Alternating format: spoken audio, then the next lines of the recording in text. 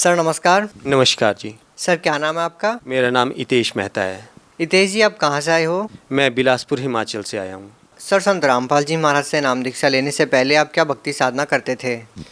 मैं जैसे हमारे बुजुर्ग काफ़ी समय से पूजाएं करते थे, जैसे ब्रह्मा विष्णु महेश, दुर्गा माता, और मैं भी वही पूजा करता था। सर जब आप पहले से भक्ति साधना कर रहे थे तो फिर आप संत रामपाल जी महाराज के शरण में क्यों आए?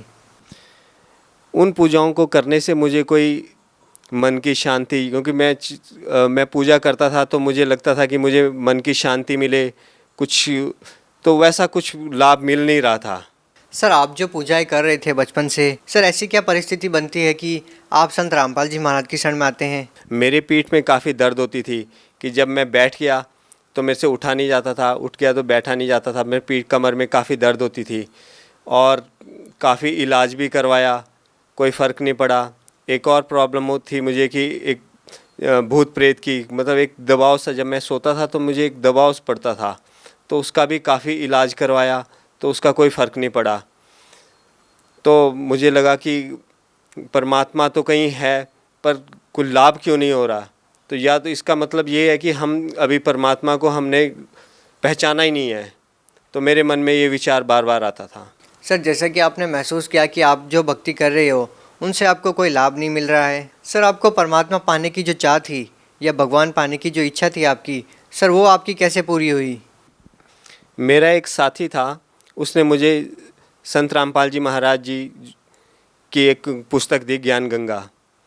वो जब मैंने पुस्तक पढ़ी, उसमें जो मैंने ज्ञान देखा, उसके बाद मैंने परमात्मा का, संत रामपाल जी महाराज जी का सत्संग सुना चैनल पर।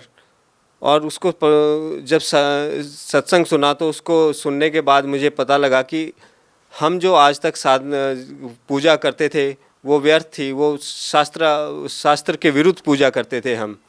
और परमात्मा ने बताया कि जो शास्त्र के विरुद्ध पूजा करता है उसको कोई ना फ़ायदा होता है और वो पूजा भी व्यर्थ है।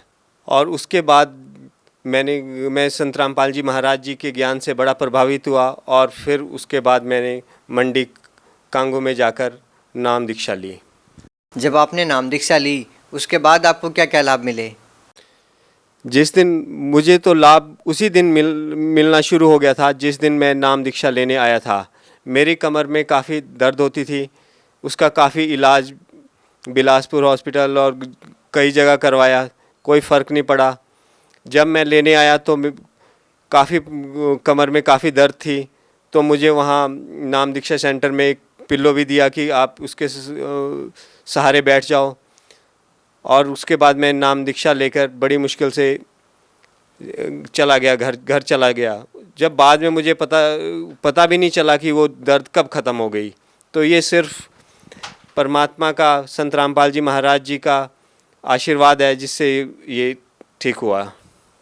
और जो मुझे एक प्रॉब्लम थी, अपने एक दबाव पड़ता था, वो रात जब मैं सोता था तो एक दबाव पड़ता था, वो दबाव भी कब ख़त्म हो गया मुझे पता नहीं चला।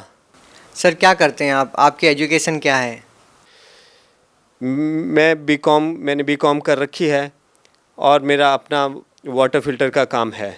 सर आप एक एजुकेटेड पर्सन हैं, आपने बीकॉम किया है। संत रामपाल जी महाराज के बारे में बहुत सारे लोगों का ये कहना है कि उनसे जो लोग अभी भी जुड़े हुए हैं वो अंधभक्ति के तहत जुड़े हुए हैं। तो सर बहुत सारे लोगों का कहना है कि संत रामपाल जी महाराज से नाम दीक्षा लेने वाले जो श्रद्धालु हैं, ज़्यादातर लोग अनपढ़ है, गरीब है। सर आप इस बारे में क्या कहना चाहेंगे? जो अनपढ़ लोग हैं वही संत रामपाल जी महाराज से नाम दीक्षा लेते हैं, शिक्षित व्यक्ति उनसे नाम दीक्षा नहीं लेते, सर क्या कारण है? मैं एजुकेटेड हूँ, मैंने बीकॉम कर रखा है। मुझे अपनी एजुकेशन का ये सबसे बड़ा बेनिफिट यही मिला कि जो संत रामपाल जी महाराज जी ने ज्ञान बताया, उस ज्ञान को मैंने शास्त्रों में देखा, जो कि बिल्कुल एज इट इज़ ही था। और उस ज्ञान को मैंने फिर जब संत रामपाल जी महाराज जी से नाम दीक्षा ली, उसके बाद मुझे लाभ प्राप्त हुए। तो इससे मुझे दृढ़ पूरा विश्वास हो गया कि जो संत रामपाल जी महाराज ज्ञान बता रहे हैं वो बिल्कुल सच्चा ज्ञान है और बिल्कुल सही ज्ञान है, जो शास्त्र अनुकूल है, जो कि गीता में भी लिखा है कि जो शास्त्रों के अनुकूल साधना करता है, पूजा करता है, उसी को ही लाभ प्राप्त होते हैं। सर, आप हिमाचल के लोगों को क्या संदेश देना चाहते हैं? मैं उनको यही संदेश और उनसे यही प्रार्थना करना चाहूँगा कि आप भी संत रामपाल जी महाराज जी के शरण में आए और जो वो ज्ञान बताते हैं उस ज्ञान को वो पढ़ें और वेदों से मिलाएं और अपना भी कल्याण करवाएं। बहुत बहुत धन्यवाद। सत साहिब।